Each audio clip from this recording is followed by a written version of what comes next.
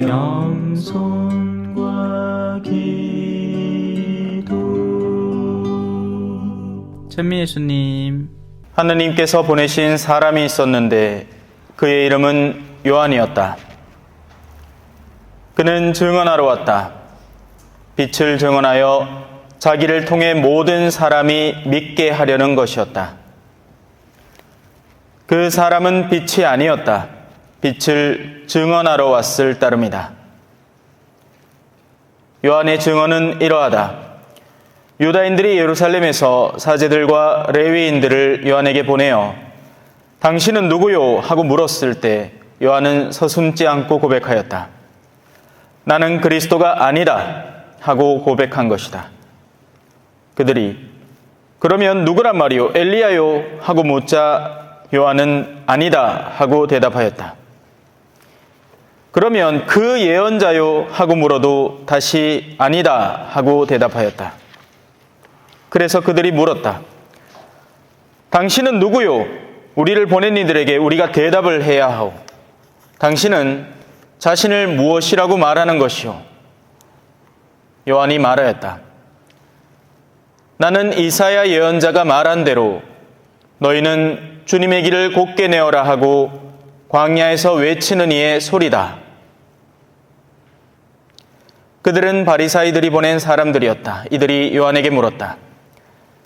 당신이 그리스도도 아니고 엘리야도 아니고 그 예언자도 아니라면 세례는 왜 주는 것이오? 그러자 요한이 그들에게 대답하였다. 나는 물로 세례를 준다. 그런데 너희 가운데에는 너희가 모르는 분이 서 계신다. 내 뒤에 오시는 분이신데 나는 그분의 신발끈을 풀어드리기에도 합당하지 않다. 이는 요한이 세례를 주던 요르단강 건너편 베타니아에서 일어난 일이다. 주님의 말씀입니다.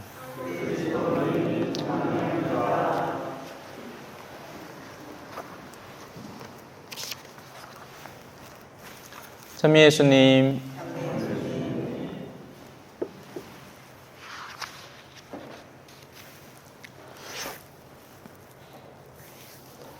우리가 왜 여기 있을까요? 뭔가를 하기 위해서 있습니다. 그죠? 목적이 있습니다. 그죠? 그냥 시간 낭비하려고 여기 오지는 않았습니다. 여기 안 오는 사람들은 여기 왜 안 올까요? 여기 오는 게 자기들의 입장에서는 시간 낭비이기 때문에 그렇습니다. 이 미묘한 차이의 근거점은 어디서 존재하는 것일까? 자, 두 번째 질문은 여기에 온다고 전부 다 시간을 낭비하지 않기 위해서 오는 것인가? 그렇다면 그 시간 낭비하지 않는다는 것의 근원적인 목적은 저 높은 곳에서 오는 거룩한 목적인가? 아니면 여전히 세속적인 면에서 오는 목적인가? 이거에 따라서 또 부류가 나뉘어집니다.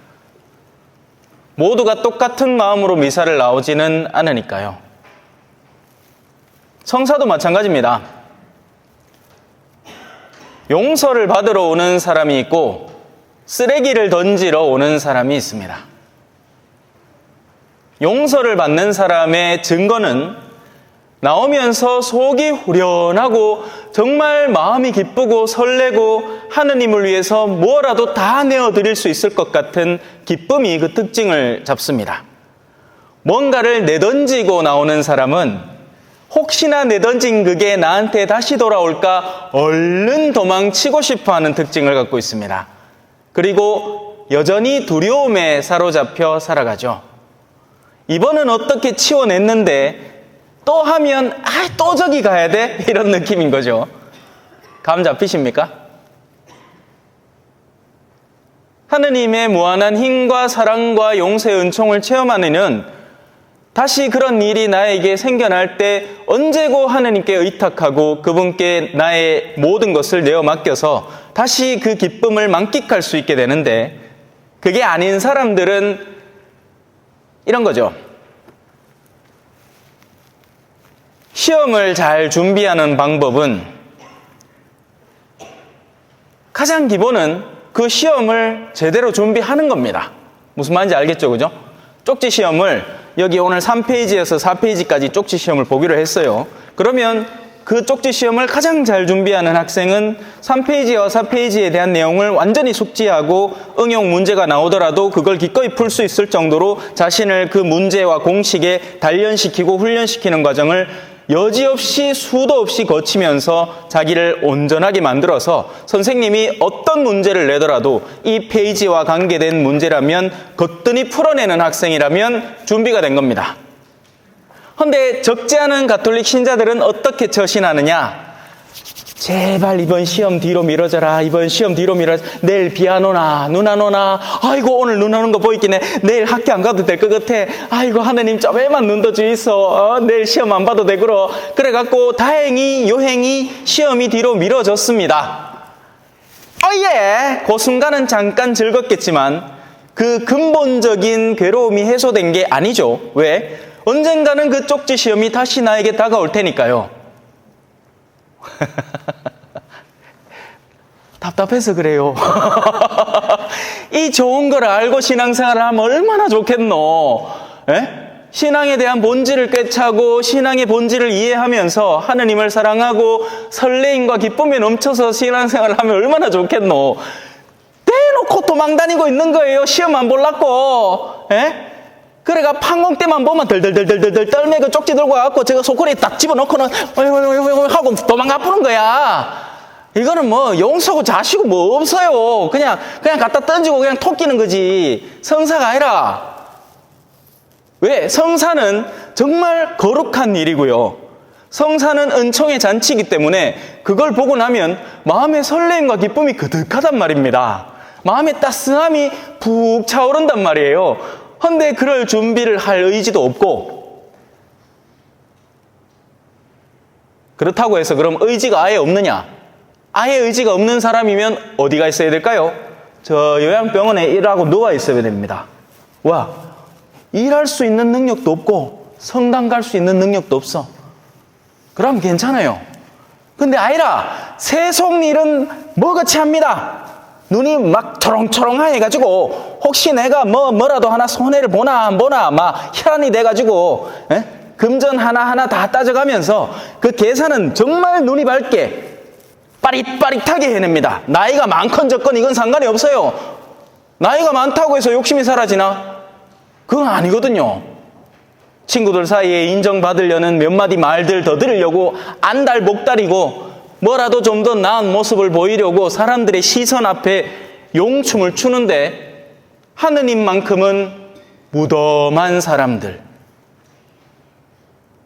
그러니 신앙이 기쁘질 않는 거예요. 신앙이 팍팍하고 이 무슨 쑥하고 마늘 먹고 사는 거 같고 그러있긴 해. 자식들이 봐도 아이고 저래 힘든 신앙생활이면 내가 내 부모님 밑에서 은치 사는 동안에야 신앙생활 하는 신용은 하겠지만서도 내 혼자 따로 떨어져 나가는 순간부터 빠이빠이다. 그러고는 너무나 자연스럽고 당연한 결과로 그 신앙에서 다들 도망가 버리는 겁니다. 그 싫은 걸 왜 해요? 좋은 거면 시간이 얼마가 걸리든 젊은 친구들 헬스장 하나 끊어놓으면 좋은 헬스장 하나 끊어놓으면요. 거리가 얼마가 되든 차를 몰고 그 앞에 가가 그 주차나 안에 그 사이사이에 어떻게 차 대놓고 가갖고 1시간 동안 막 헉헉거리면서 뛰고 막 극하고 집에 온다. 운동 잘했다 하면서. 그걸 매일같이 한다니까요. 바디 프로필 한 장 찍으려고. 근데 신앙은 어때요? 안 챙겨요. 싫어하죠. 자, 오늘 여러분들을 위해서 준비한 내용은 일독서입니다. 아직 시작도 안 했다는 거. 예. 주님께서 나에게 기름을 부어주시니 주 하느님의 영이 내 위에 내리셨다. 하느님의 영을 받는 사람은요, 자신의 영으로 일하는 게 아닙니다. 만약에 제가 제 자신의 영으로 일했다면 여러분에게 싫은 소리 하고 싶은 생각 추호도 없습니다. 왜 그래요? 그죠? 여러분 듣기 좋은 말 해줘가지고 사랑이나 받고, 뭐 좀 이어서 좀 뭐 얻을 거 얻고 누릴 거 누리다가 편안하게 살다 가면 안 좋으나? 내 영으로 살면 말이에요. 우리는 다들 그렇게 우리 자신의 영으로 살고 있잖아요. 나에게 이득이 되는 것, 나에게 유익한 것을 추구한단 말입니다. 왜 사서 고생을 하냐고요. 감기 난 지 짜들 얼마 됐다고 벌써부터 소리를 바락바락 지르냐고. 어이? 그게 나야. 둠바 둠바. 자, 주님께서 나를 보내시어. 자, 어떤 일을 하라고 우리를 보내시느냐 한번 새겨들어 봅시다. 뭐 때문에 우리가 신앙인인가? 다음과 같은 소명들을 수행하라고 신앙인입니다. 4가지 일로 나눠져요. 자, 첫째, 가난한 이들에게 기쁜 소식, 마음 부서진 이들을 싸매고, 잡혀간 이에게 해방을, 갇힌 이에게 석방을. 이런 노래 있는데 원래 가사를 좀 바꿨는데 원래 그 가사예요. 예. 자, 4가지 특징을 갖고 있죠. 하나, 가난한 이들에게 전해지는 기쁜 소식입니다. 기쁜 소식이라는 말 자체가 바로 복음이죠. 복음이라는 말 자체가 우리를 설레고 기쁘게 하는 소식을 말합니다. 그래서 복음이 전해지면 누가 좋아하느냐? 가난한 이들이 좋아해요. 그래서 우리의 마음에 복음이 울려 퍼지는 동안 내 마음이 가난하다면 기쁘게 되는 겁니다. 하지만 가난하지 않으니 다음과 같은 소식을 기다리는 거예요. 로또 1등 당첨! 왠지 설레지 않나요? 아닌가? 설레잖아. 로또 1등 4억 원, 4억 원. 너무 약하나? 한 15억 하자. 뭐 어떤 놈, 뭐 상상인데. 예? 일순간에 15억이 생긴대요. 예? 우리가 지금 하고 있는 온갖 가진 노력들이 다 세속의 그 재화를 벌어들이기 위한 하나의 모종의 노력 아닙니까? 일순간에 15억 준대. 우와, 대박. 예? 그런 거 아니라도 만약에 성당에서 무슨 뭐 추첨권, 당첨권, 옛날엔 그런 걸 자주 했을 거예요. 한국에도. 여전히 남미에는 그런 걸 합니다. 그러면 이제 그 당일날 축제날에는 강당 앞에 자전거 한 대, 냉장고 한 대, 전자레인지 한 대 쫙 깔아놓고 그러고 나서는 이제 할 거 하는 거예요. 그게 무슨 말이냐? 이 선물이 있는 동안에는 사람들이 집에 안 가. 선물에 눈이 밝아서 울며 겨자 먹기로 그 발표가 중간중간마다 언제 이루어질지 모르기 때문에 어쩔 수 없이 앉아 치다보고 있단 말입니다. 그 행사 자체를 즐기러 온 사람들이 아닌 거죠. 선물을 받기 위해서 온 사람들인 거지. 미사를 즐기러 온 사람들이 아닌 거예요. 미사 끝나고 나서 떡고물에 관심이 많은 사람인 거죠. 기쁜 소식은 가난한 이들을 위해서 전해지는 겁니다. 누가 가난한가? 돈 없으면 가난할까요? 아닙니다. 돈이 없어도 마음이 벅차오른 사람들이 있습니다. 탐욕이라는 것이 인간의 영혼의 가난을 규정하는 겁니다. 탐욕이 있는 영혼은 가난하지 않은 영혼이에요. 그 영혼은 언젠가는 내가 한몫 잡아서 남들 앞에 떵떵거리고 어깨에 뽕 한 3개 여가 으스대며 다닐 수 있는 그런 환경을 내가 꿈꾸는 사람입니다. 이 사람은 절대 가난하지 않아요. 단지 지금 재물이 좀 없어서 가난해 보일 뿐이죠. 진정한 의미의 가난은 하느님 말고 아무것도 기다리지 않는 영혼의 상태를 가난이라고 하는 겁니다. 걱정이 없네, 근심이 없네, 하느님 한 분만 기다리니. 원래 스페인어라 가지고 내가 한국어를 어떻게 부르는지 모르겠습니다. 여튼 Nada te turbe, nada te espante, solo Dios basta. 오직 하느님 한 분만으로 충만하도다. 대데레사 성령의 기도 중에 한 구절을 떼제 노래로 바꾼 거죠. 아무것도 너를 괴롭게 하거나 아무것도 너를 성가시게 하지 마라. 오직 한 분 하느님만 기다릴 줄 알아라. 그렇다면 그 영혼에게 전해지는 하느님의 소식이야말로 그 영혼을 벅차오르게 만드는 겁니다. 남편한테 막 끊임없이 시달리고 두드려 맞던 한 여인이 훗날 자기에게 다가올 천상의 상급만을 기다리면서 이 세상의 지독한 그 삶의 과정을 꾹 참고 눈물까지도 흘러내리지 않도록 막 하다 보니까 막 눈에서 다이아가 나올 지경이야. 예. 그런 삶을 사는 이에게 두려워하지 마라, 내 딸아, 내가 너와 함께 있겠다라는 소식이야말로 어마어마한 복음의 기쁨이 되는 거죠. 아무도 막을 수 없는 기쁨인 겁니다. 알란가 몰라. 벌써 우리 성당 참 환경이 너무 좋아요, 그죠? 따끈하게 막 잠이 솔솔 온다, 그지요? 주무시소. 자, 두 번째, 마음이 부서진 이를 싸매주시는 겁니다. 영혼이 때로 우리는 무너져 내려갑니다. 세속이라는 것의 반대에 부딪히다 보면 사실 예수님이 십자가에서 받은 고통이라는 것은 육체적인 고통만 우리는 바라봅니다. 그죠? 어떻게 참았을까? 손모가지에다가 못을 저 굵은 걸 박는데 어떻게 견디셨을까? 그런데 사람들이 너무나 쉽게 망각하는 부분이 있습니다. 예수님이 어디 몸만 아팠을까요? 예수님이 정말 아팠던 것은 제자들의 배신이었고, 자신이 그렇게 사랑한다고 끌어안으려고 심지어 나병 환자들에게 그들의 몸을 직접 만져가면서도 베풀었던 선과 사랑의 행위들이 모조리 부정되면서 당신은 사악한 인간이요, 차라리 바라바를 풀어주고 저 사람을 못 박으시오 하고 있는 그 증오에 가득 찬 사람들 앞에 마주하고 있는 그 내면의 무너짐이야말로 진짜 영혼이 바스러지는 느낌인 거죠. 때로 왜 우리 부모님들 그런 거 겪잖아요. 차라리 내가 아프면 아프지 내 자식이 아픈 건 못 보겠다. 그죠? 근데 그것도 부모 나름입니다.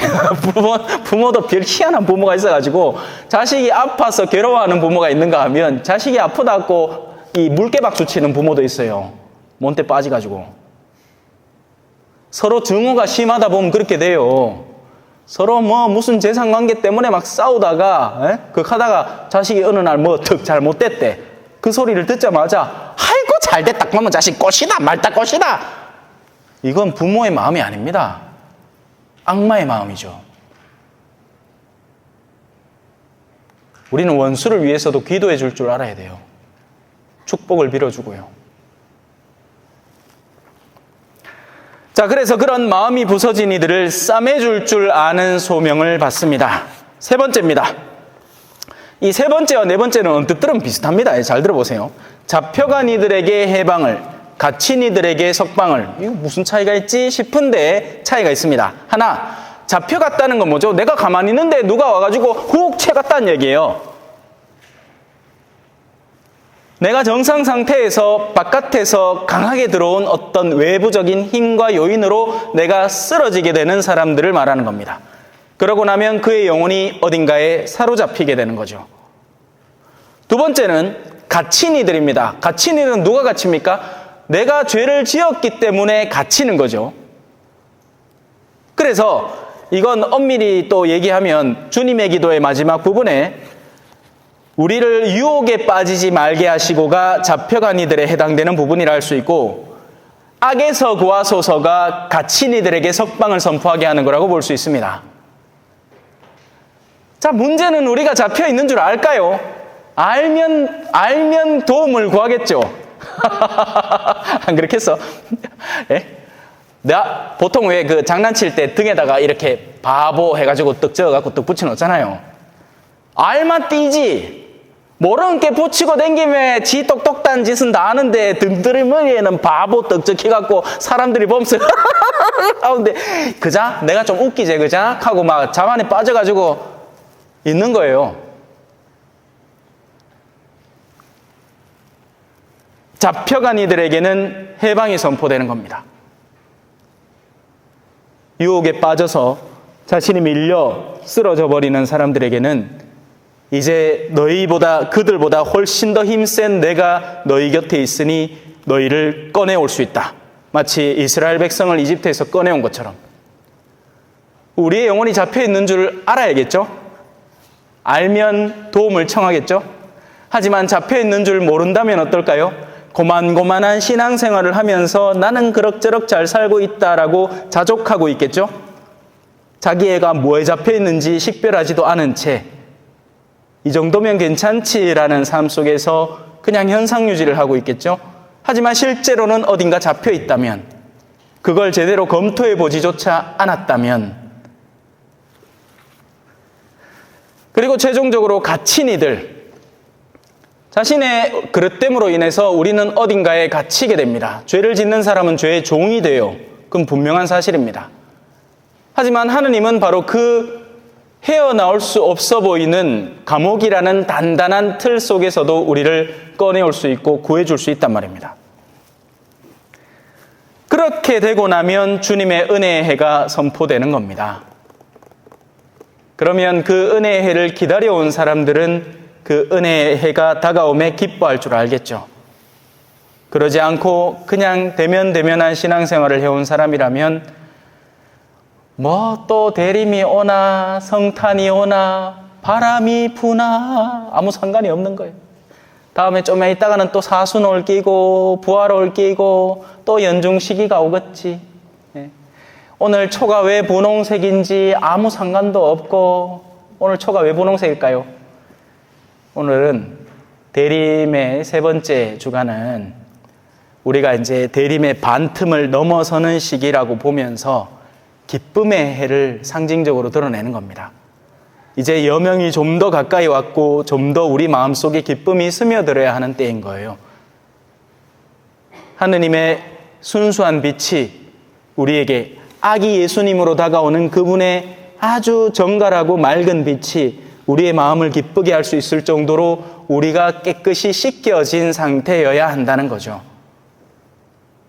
그래서 분홍색 쓰는 겁니다. 열심히 반호해서 1년 뒤에 다시 봐야 되니까 오늘 아이고는 볼 일이 없다. 예? 원래 사제 복장도 분홍색인데 저는 그 1년에 한 번 입을 걸 위해서 그 많은 비용을 한다는 게 도저히 이해가 용납이 안 돼서 안 합니다.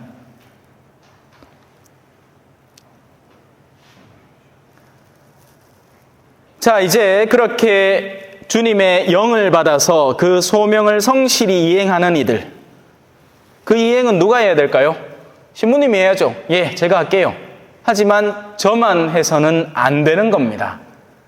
소명을 받은 모든 이들이 함께 해야죠. 저의 몫임과 동시에 여러분들 각자의 어느 정도의 몫들이 나누어지는 겁니다. 저는 다수를 향해서 복음을 전하지만 여러분들은 적어도 여러분들의 가정 안에서만큼이라도, 아니 스스로에게라도 복음은 전해야 하는 겁니다. 다가오는 성탄의 기쁨이 조금이라도 그냥 오뎅 몇 줄 더 집어먹는다고 기뻐지는 기쁨이 아니라, 술 한 잔 이제 끊었던 술, 대림 기간 동안 금주했던 거 이제 성탄 때 이제 몰아서 퍼마신다고 기뻐지는 기쁨이 아니라, 정말 예수 그리스도의 순박한 빛이 우리의 영혼을 밝히는 순간에 우리가 느끼게 될 기쁨을 느껴야 하는 거죠. 그러면 나는 주님 안에서 크게 기뻐하고 내 영혼은 나의 하느님 안에서 즐거워하리니. 자, 마지막 줄로 넘어가겠습니다. 하느님으로 인해서 맑아지고 순수해지고 기뻐진 영혼에게 너무나 자연스럽게 나오는 승리의 노래가 있습니다. 땅이 새순을 돋아나게 하고 정원이 싹을 돋아나게 하듯, 모종을 심어놓은 참외 묘목에서 이제 줄기가 절로 자라나듯, 예? 참외는 얼마나 소중하겠노, 그죠? 아이고, 야, 요새 이제 날 추워진다 하는데 니는 잘 크라잉? 걔가 다음날 가갖고 딱 보면 엄마야 참외 자랐어. 그러면 얼마나 좋겠노, 그지요? 안 가고 갔는데 얼어 죽었어. 그러면 가까이가 근데 참외를 보고 그렇게 기뻐하고 즐거워할 정도의 영혼이 자기의 영혼의 승패에 따라서는 그걸 느끼지 못하고 있다면 얼마나 눈먼 영혼이 되는 겁니까?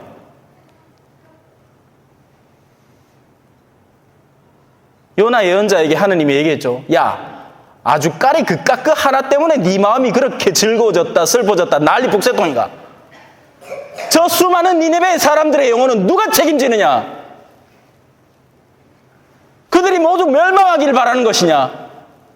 너의 게으름 때문에, 네가 하지 않고 있는 그 일 때문에 저 니네베 수많은 영혼들이 목말라하고 괴로워하고 잡혀서 풀어달라고 애를 쓰고 사정을 하는데 아무도 일하지 않고 있지 않느냐라고 하느님이 요나의 여자에게 얘기했죠. 아주까리 동백꽃이 채아무리. 미치겠죠, 그죠? 어느 장단에 뭐지? 울어야 될지 뭐, 그죠? 주 하느님께서는 모든 민족들 앞에 의로움과 찬미가 솟아나게 하시리라. 흔히 사람들이 착각하는 게 있습니다. 정치 상황을 바꾸면 의로움이 다가오리라. 아니에요. 우리 각자가 의로워야 그 모든 동네가 의로워지는 겁니다. 고을을 깨끗하게 하려면 어떻게 해야 될까요? 마을의 청소차를 새 걸로 바꿀까요? 아닙니다. 사람마다 빗자루 한 개씩 들고 나와서 자기 앞 집 앞만 쓸어도 온 동네가 깨끗해지는 법입니다. 착각하지 마십시오. 우리가 불법에 횡행해 있는데 너도 나도 주고받고 서로의 뒤를 봐주는 게 은근한 정사이면서 저 위에 정치인들은 그렇게 하면 안 된다고 하고 있다면 그것이야말로 크나큰 오류 아니겠습니까? 나는 우리 동네 내가 알고 있는 저 행정기관에 아는 후배에게 잘 봐주기를 바라면서 사람들에게 공평하게 나눠져야 될 무언가가 나에게 득이 더 되어서 돌아오기를 은근히 바라면서 저 위에 사람들은 그러지 않기를 바라고 있다면 그거야말로 크나큰 오류 아니에요? 그런 일은 절대로 일어나지 않습니다. 모쪼록 우리 초전에서 이 의로움과 찬미가 각자의 가정에서부터 솟아났으면 좋겠습니다. 아멘. 찬미 예수님, 겸손과 기도.